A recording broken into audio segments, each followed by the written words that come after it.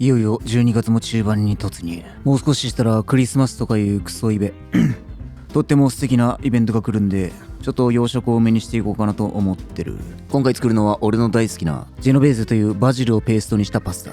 このジェノベーゼ、大量のバジルが必要になるんだが、このバジルっつうもんは置いてないスーパーがあったり、置いてあってもちょっと高かったりして挫折するやつも多いと思う。そんな悩みを持ったやつらにうってつきのブツがある。それがこいつ、今旬の春菊だ。この青臭い感じがかなりジェノベーゼと合う。というわけで早速こいつでソースを作っていこう。春菊 100g をざく切り。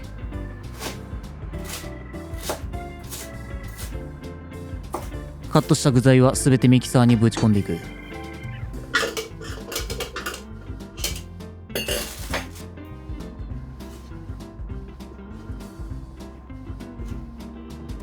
続いてニンニク。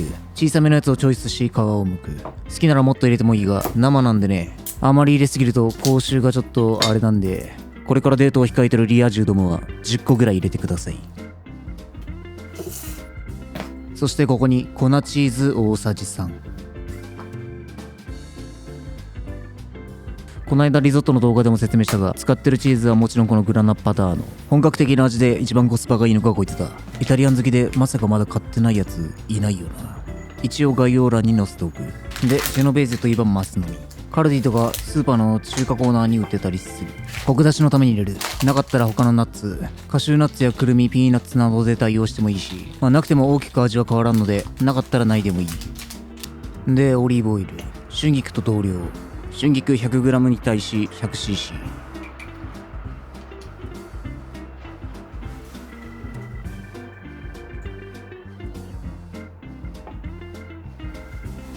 すべての具材を入れたらハンドブレンダーでペースト状にしていく。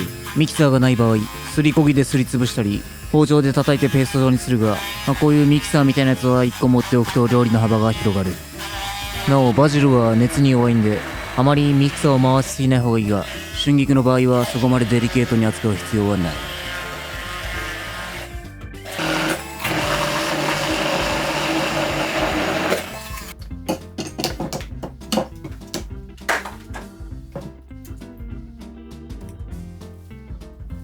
ペースト状にしたら軽く塩で味を整える。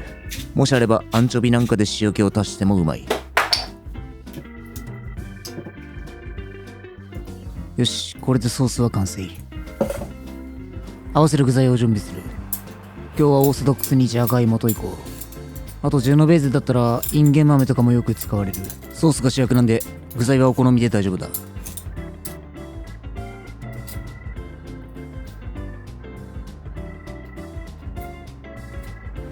皮を剥いたら一口大にカットしていく。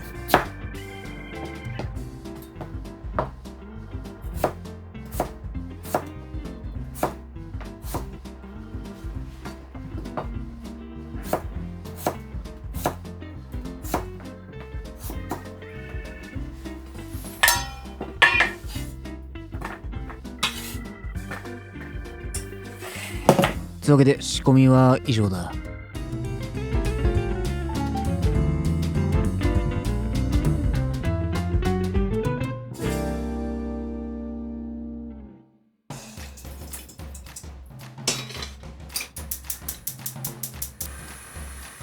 多めのお湯に塩、塩分濃度は 1.5%。 沸騰したらパスタを茹でていく。使うパスタはリングイネがいいね。ジェノベーゼソースに合うちょっと太めのパスタ。まあ別に普通のロングパスタでもいいし、ペンネなどのショートパスタでもいい。まあご自由に。パスタは 80g。 茹で時間は表記通り12分。リングイネはやや茹でるのに時間がかかる。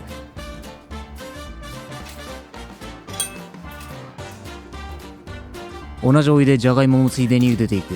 細麺のパスタの場合は茹で時間が短いんで、水を沸かす段階からじゃがいもを投入するといい。さらに今日は冷凍のイカちゃんも入れていこう。あとは麺が茹で上がるのを待つだけだが、この間暇なんで、こういう時に皿だったりパスタを和える用のボウルを湯気で温めておくといい。パスタは冷めるとどんどんまずくなる。いかに冷めにくくするか、これ地味だけど結構大事。完全に蓋しちゃうと吹きこぼれるんで注意。ちなみにレストランでもウォーマーなんかで皿温めたりしてます。茹で上がったらお湯を切ってボウルに移す。水分調整用に少しお湯は残しておくといい。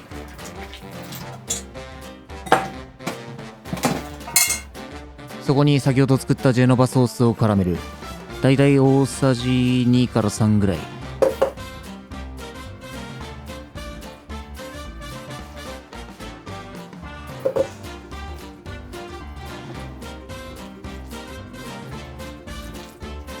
茹で汁で水分量を調整。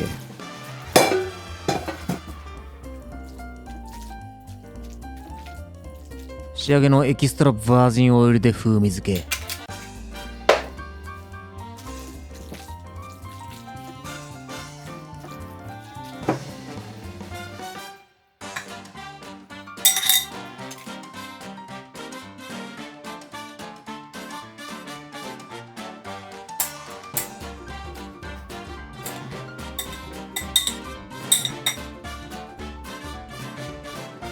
最後に好みで追いチーズを回しかけたら完成。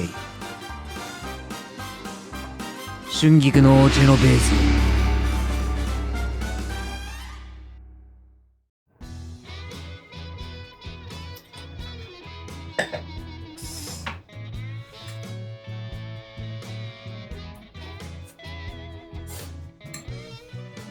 うまい。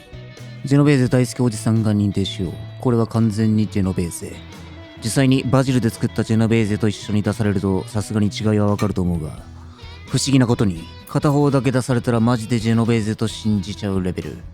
この春菊の青臭い感じが実にマッチする。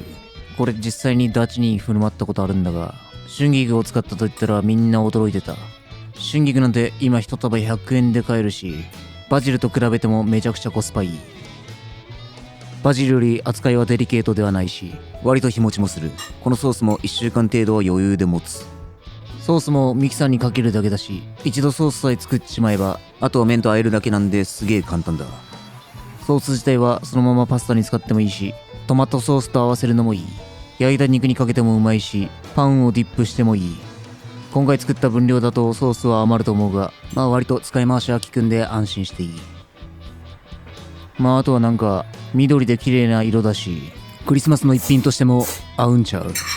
知らんけど。お好き。